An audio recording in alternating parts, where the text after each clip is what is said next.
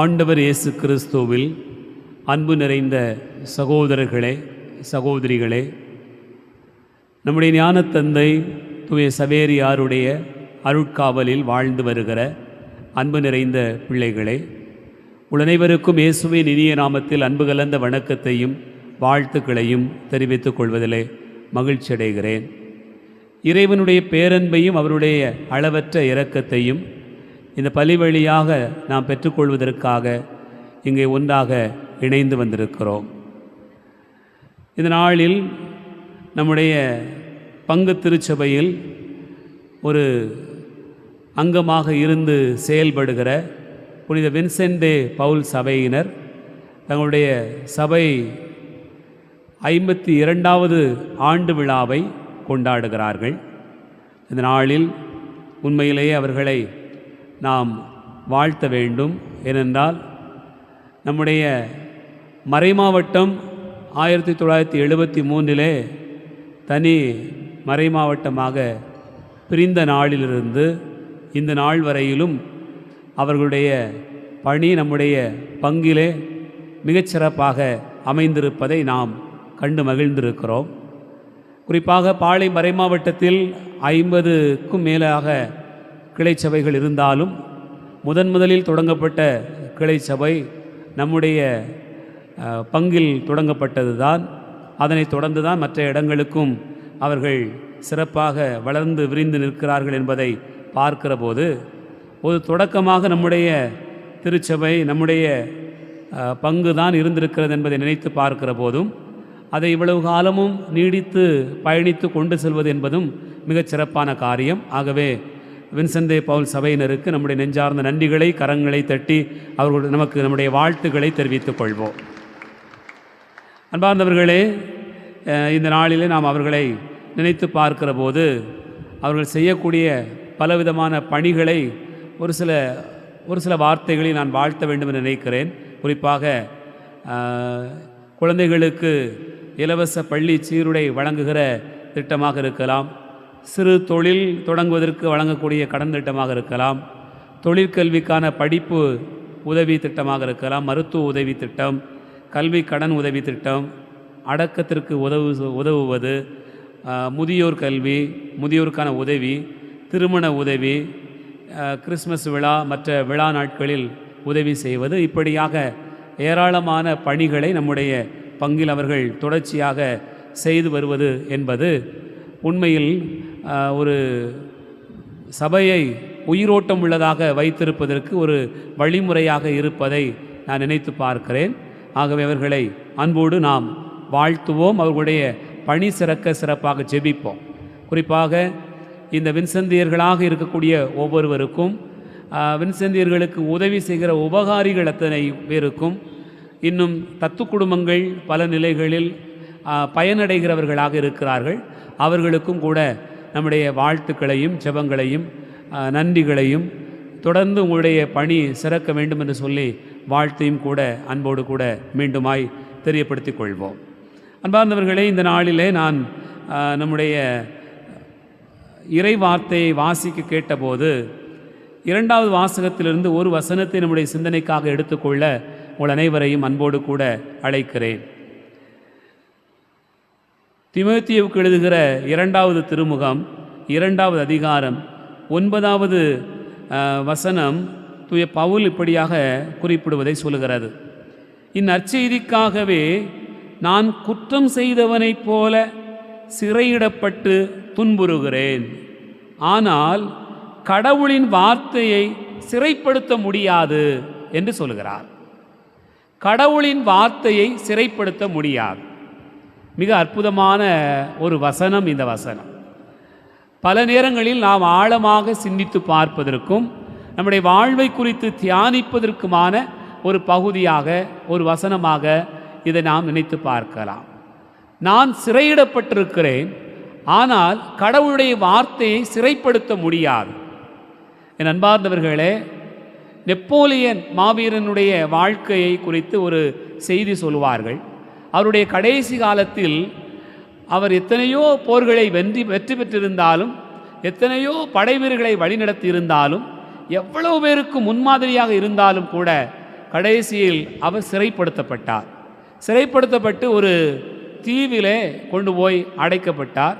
அந்த தீவிலும் யாரும் இல்லாத அந்த தீவிலே ஒரு சிறையிடப்பட்டு கொடூரமான முறையில் அவர் சிறை வைக்கப்பட்டிருந்தார்.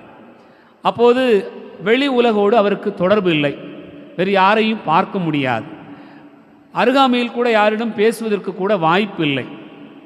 ஆகவே அப்படிப்பட்ட ஒரு சிறை, கடுமையான ஒரு சிறைவாசம். எல்லாமே முடிந்து போனது, இனி என்ன இருக்கிறது என்பது போன்ற ஒரு நிலைதான் அவருக்கு இருந்தது. அப்படிப்பட்ட ஒரு சூழ்நிலையில் அவருடைய நண்பர் ஒருவர் ஒரு முறை அவரை சந்திப்பதற்காக பல சிரத்தை எடுத்துக்கொண்டு வந்திருக்கிறார். ஆகவே வந்து சந்திக்கிற போது நெப்போலியனுடைய கையிலே ஒரு பெட்டியை கொடுத்திருக்கிறார். அந்த பெட்டி பல ஆய்வுகளுக்கு உட்பட்டு தான் உள்ளே சென்றிருக்கிறது. அந்த பெட்டியிலே வேறு ஒன்றும் இல்லை என்று பார்த்த பிறகுதான் அவர்கள் அனுமதித்தார்கள். ஆகவே உள்ளே அந்த பெட்டியை பத்திரமாக அவர் வைத்திருந்தார். ஆனால் தன்னுடைய கடைசி காலங்கள் இவ்வளவு கொடூரமாக இருக்கிறதே என்று நினைத்து கொண்டு நெப்போலியன் தன்னுடைய வாழ்க்கையினுடைய முடிவே அங்குதான், அந்த சிறையில் தான் முடிந்தது. அதன் பிறகு அவருடைய இறப்புக்கு பிறகு ரொம்ப நாளைக்கு அப்புறமாக உள்ளே போய் அவருடைய நண்பர் ஒன்று கொடுத்தார் என்று சொன்னார்களே, என்ன கொடுத்தார் என்று பார்ப்பதற்காக அந்த பெட்டியை உடைத்து பிரித்து பார்த்தால் அந்த சிறையிலிருந்து தப்பித்து கொள்வதற்கு வழி என்ன என்று ஒரு மேப் இருந்திருக்கிறார். அதை பார்த்து அவர் வெளியே வருவதற்கான ஆலோசனை சொல்லும் விதத்தில் அந்த பெட்டி அவரிடத்தில் கொடுக்கப்பட்டது. ஆனால் நான் எவ்வளவு பெரிய வீரன், எவ்வளவு பெரிய அரசன், எவ்வளவு மக்களை வழிநடத்தியவன், எவ்வளவு பெரிய படையை கொண்டவன், ஆனால் என்னை இப்படி சிறைப்படுத்தி விட்டார்களே என்று நினைத்து கொண்டு அவர் சிறையிலேயே இருந்து காலம் முடிந்து போனது. என் அன்பார்ந்த சகோதர சகோதரிகளே, அவர் சிறைப்படுத்தப்பட்டார். அதனால் அவருடைய மனமும் எண்ணங்களும் சிறைப்படுத்தப்பட்டு விட்டன. இன்னைக்கு சிறை என்பது எதற்காக கொடுக்கப்படுகிறது? ஒருவரை தண்டிப்பதற்காக, அவர் திருந்த வேண்டும் என்பதற்காக கொடுக்கப்படுகிற ஒரு வழிமுறைதான் சிறை. சில நேரங்களிலே நாம் வகுப்பறைகளில் நம்முடைய பிள்ளைகளை அமைதியாக இருப்பதற்காக சில காரியங்களை செய்ய சொல்வது உண்டு. என்ன சொல்லுகிறோம்? எல்லாரும் பேசாமல் உட்காந்துருக்கணும், அமைதியாக இருக்கணும், ஒன்றுமே பேசக்கூடாது அப்படின்னு சொல்லுவோம். சில நேரங்களில் பிள்ளைகளை பார்த்து என்ன சொல்லுவோம்? வாயில் விரல வை, அமைதியாக இரு என்று சொல்லுவோம். அல்லது கண்ணை மூடு, யாரையும் பார்க்கக்கூடாது, அப்படி நேராக உட்காந்துரு. எல்லாமே ஒரு வகையான சிறையாக அல்லது அவர்களை ஒழுங்குபடுத்துவதற்காக சொல்லப்படுகிற ஒன்றாக நாம் பார்க்கலாம். குற்றம் செய்தவர்களை, தவறு செய்தவர்களை தண்டிப்பதற்காக அவர்களுடைய குற்றங்கள் நிரூபிக்கப்பட்ட பிறகு அவர்களுக்கு கொடுக்கப்படுகிற ஒரு முறைதான் சிறை வாழ்க்கையாக பார்க்கிறோம். வெளி உலகோடு, நபர்களோடு, ஊடகங்களோடு, மற்ற கண்டுபிடிப்புகளோடு எதோடு கூட தொடர்பில்லாத ஒரு நிலையை வைப்பதற்கு ஒரு வழிதான் சிறை என்று பார்க்கிறோம். அன்பார்ந்தவர்களே, ஆனால் தூய பவுல் சொல்லுகிறார், நான் இந்த நற்செய்திக்காகவே சிறையிடப்பட்டிருக்கிறேன், ஆனால் என்னை இறைவார்த்தை யாரும் சிறைப்படுத்த முடியாது என்று சொல்கிறார். எவ்வளவு அற்புதமான ஒரு வார்த்தை என்று நாம் சிந்தித்து பார்த்தோம் என்று சொன்னால், தூய பவுல் தன்னுடைய வாழ்க்கையில் அனுபவித்தது அதுதான். பவுலுக்கு நேர்ந்த கொடுமைகள், துன்பங்கள், சிறை வாழ்வு என்பது ஏராளமாக இருந்திருக்கிறது. நமக்கு தெரியும், தூய பவுல் சிறையிடப்பட்டிருப்பார். ஆனால் சிறையில் இருக்கிற போது கூட என்ன செய்வார் என்றால், அவர் எங்கே நற்செய்தி அறிவித்துவிட்டு வந்தாரோ அந்த மக்களை குறித்து கவலை கொள்ளுவார், வருத்தப்படுவார். அவர்கள் இப்படியே விசுவாசத்தில் வேரூன்றி நிற்கிறார்களா இல்லையா என்கிற ஒரு அச்சம் அவருக்குள்ளாக ஏற்படும். அப்படி ஏற்படுகிற போதெல்லாம் தூய பவுல் சிறையில் இருந்து கொண்டே கடிதங்களை எழுதினார் என்று நாம் பார்க்கிறோம். அப்படிப்பட்ட கடிதங்கள் தான் நமக்கு புதிய ஏற்பாட்டிலே திருமுகங்களாக கொடுக்கப்பட்டிருக்கிறது. அப்படிப்பட்ட தூய பவுல் தான் தன்னுடைய வாழ்க்கையிலே சொல்லுகிறார், கடவுளுடைய வார்த்தை யாரும் சிறைப்படுத்த முடியாது.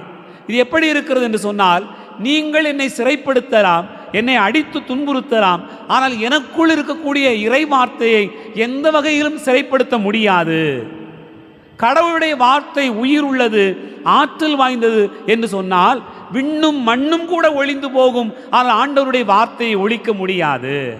நீங்கள் என்னை கொண்டு போடலாம், என் உடலை கொண்டு போடலாம், ஆனால் என் ஆன்மாவிற்குள்ளாக எனக்குள் இருக்கக்கூடிய அந்த இறைவனுடைய வார்த்தையை சிறைப்படுத்த முடியாது, கொல்லவும் முடியாது. ஏனென்றால் அவரில் தொடங்கிய வார்த்தை அவரில் தான் நிறைவு பெறும். அவர் கொடுத்த வார்த்தை அவரை சென்றடைகிற வரையிலும் அது ஓடிக்கொண்டுதான் இருக்கும் என்பதுதான் தூய பவுல் தன்னுடைய வாழ்க்கையில் வெளிப்படுத்திருக்கக்கூடிய அனுபவங்களாக நாம் பார்க்கிறோம். என் அன்புக்குரிய சகோதர சகோதரிகளே, இதை மையப்படுத்திய ஒரு செய்தியை திருத்தூதர் பணிகள் 16வது அதிகாரத்தில் நாம் வாசிக்க கேட்கிறோம். திருத்தூதர் பணிகள் 16வது அதிகாரம் 16 முதல் நாம் வாசித்து பார்த்தோம் என்று சொன்னால், அந்த பகுதியில் நமக்கு சொல்லப்பட்டிருக்கிறது, பிலிப்பு நகரில் தூய பவுல் சிறையிடப்படுகிறார்.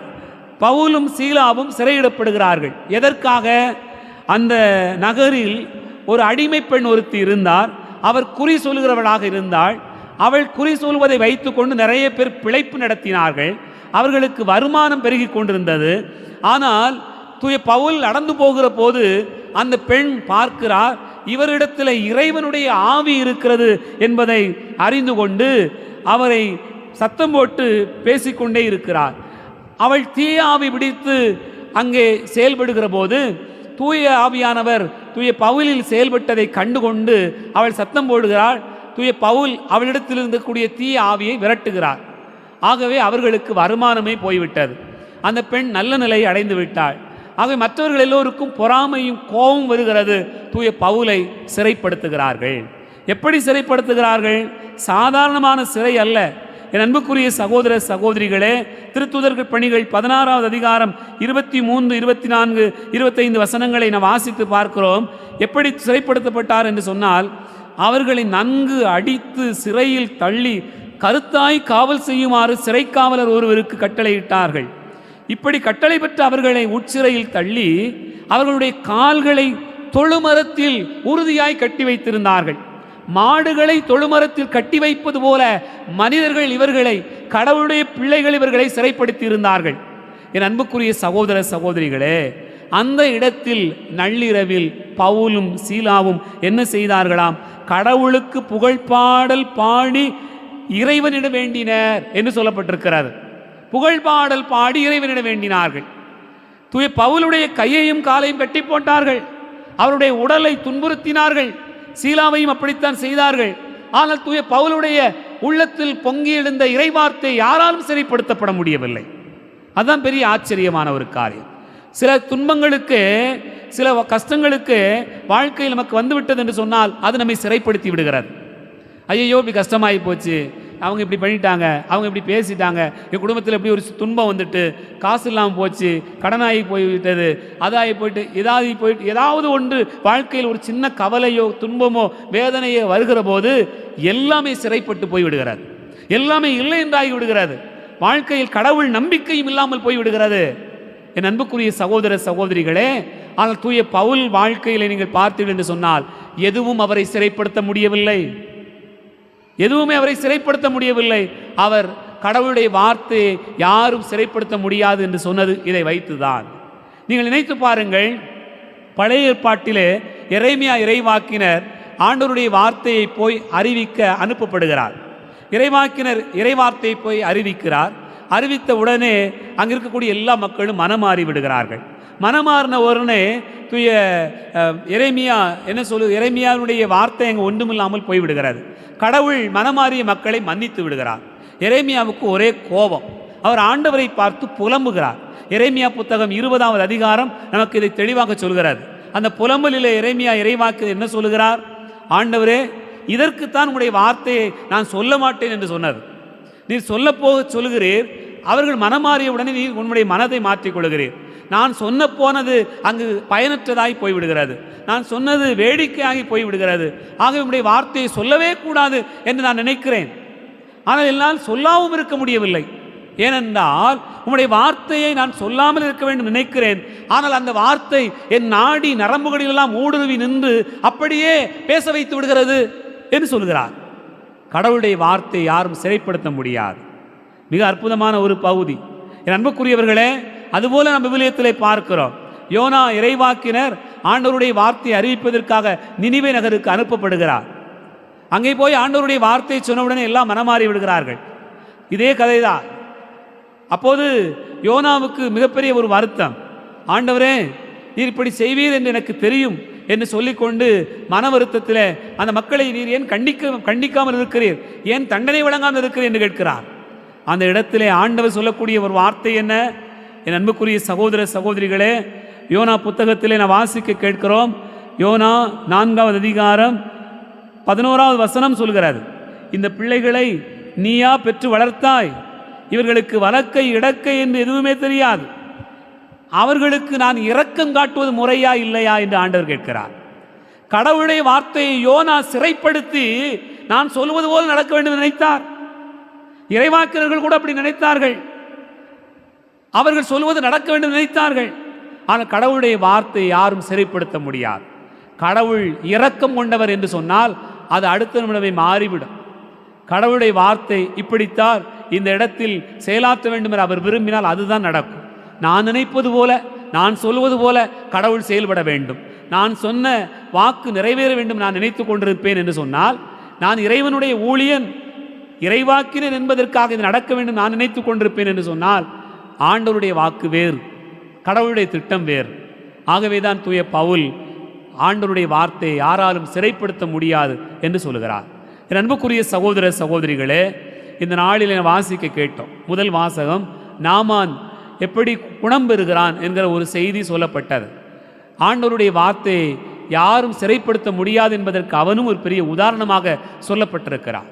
அன்பார்ந்தவர்களை, நாமான் எலிசா இறைவாக்கினிடத்தில் வந்து ஆண்டவருடைய அருளை பெற்றுக்கொண்டு அந்த யோர்தான் ஆற்றிலே 7 முறை மூழ்கி எழுந்து நலம் பெறுகிற அந்த செய்தியை வாசிக்க கேட்டோம். அதன் பிறகு நாமான் சொல்லுகிறான், இங்கே இறைவன் இருக்கிறார் என்று கண்டுகொண்டேன், இஸ்ரேல் கடவுளைப் போல உண்மை தெய்வம் வேறு எங்கும் இல்லை என்று நான் கண்டுகொண்டேன் என்று அவன் உணர்ந்து சொல்கிறான். கடவுளுடைய வார்த்தை இவர்களுக்குத்தான், இவர்களுக்கு மட்டும்தான் என்பதல்ல, புறவினத்தாருக்கும் உண்டு என்பதை, யாரும் அதை சிறைப்படுத்த முடியாது என்பதை அவன் வெளிப்படுத்துவதை பார்க்கிறோம். அதுபோல தான் நற்செய்தி பகுதியும் 10 தொழுநோயாளர் நலம் பெற்றார்கள், ஒரே ஒருவன் மட்டும் திரும்பி வந்தான் என்று சொன்னால் அவன் ஆண்டவருடைய வார்த்தையை சிறைப்படுத்த முடியாது என்பதற்கு ஒரு உதாரணம். அவன் திரும்பி வந்து நன்றி உணர்வோடு ஆண்டவருடைய பாதத்தில் விழுந்து தன்னுடைய வாழ்க்கையை மாற்றுகிறான். ஆகவே அவனோ ஒரு சமாரியன், புறவினத்தைச் சேர்ந்தவர். அப்படிப்பட்டவனுக்கு ஆண்டவர் அருள் கொடுக்கிறார் என்று சொன்னால் கடவுளுடைய வார்த்தையை யாரும் சிறைப்படுத்த முடியாது என்பதற்கான ஒரு அழைப்பு தான். நாம் நினைத்து பார்ப்போம், நம்மை சிறைப்படுத்துவது எது? சில நேரங்களில் நீங்கள் யோசித்து பார்த்தீர்கள் என்று சொன்னால், செல்போன் பார்க்குறோம், ஒரு காட்சி பார்க்குறோம், அது அப்படியே நம்மளை சிறைப்படுத்தி விடுகிறார். நம்ம எங்கே இருக்கிறோம், என்ன செய்கிறோம் எதுவுமே தெரியாது. எங்கே இருந்தாலும் அதுதான் நம்மை சிறைப்படுத்தி விடுகிறார். நாம் எந்த ஒரு கூட்டத்தில், முக்கியமான இடத்தில், ஒரு ஜெப கூட்டத்தில் இருந்தால் கூட அது நம்மை சிறைப்படுத்துகிறதா? நம்முடைய குடும்பத்தினுடைய கவலைகள், வருத்தங்கள், பாரங்கள் நம்மை சிறைப்படுத்துகிறதா?